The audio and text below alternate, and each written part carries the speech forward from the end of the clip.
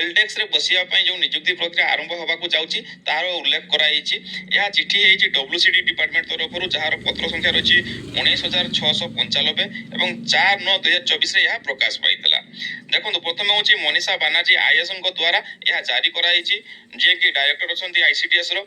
आउ तांको कहबा अनुसार बा तांको चिठी अनुसार प्रत्येक आईसीडीएस प्रोजेक्ट रे 2 जण नियुक्ति पाइबे हेल्डेक्स जरिया रे सुभद्रा योजना पई। एठारे जदि आमे तळकु टिके स्क्रॉल करिबा, एठारे देखंतु केतोटी पोस्ट रहिछि, केते दरमा पाइबे, कोन रहिछि तांको क्वालिफिकेशन यह उल्लेख कराइछि। चलंतु जानिबा आउ या विषय विस्तृत आलोचना करिबा। एठारे जदि आपण लक्ष्य करिवे नंबर ऑफ पोजीशन ताहले 2 लेखाइछि, अर्थात 2 जण पोस्टिंग पाइबे। एजुकेशन क्वालिफिकेशन मिनिमम ग्रेजुएट, अर्थात आपण मिनिमम ग्रेजुएट करिथिबे। हेल्प डेस्क आवर, अर्थात आपण केतेबेले काम करिवे ना 10टा पाखरु करिवे, अर्थात सकाळ 10टा पाखरु काम करिवे। आउ जनरली यह 10टा रु 5टा पर्यंत अनुमान कराई पारे, किंतु तार केते रहइबो टाइमर तार ठीक भाବରେ मेंशन करा जाई नाही।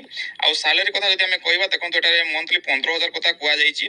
आउ जोथरे कि आपनको मे भी जीएसटी कटि पारे, ता विषय मध्ये एटारे उल्लेख करा जाई नाही।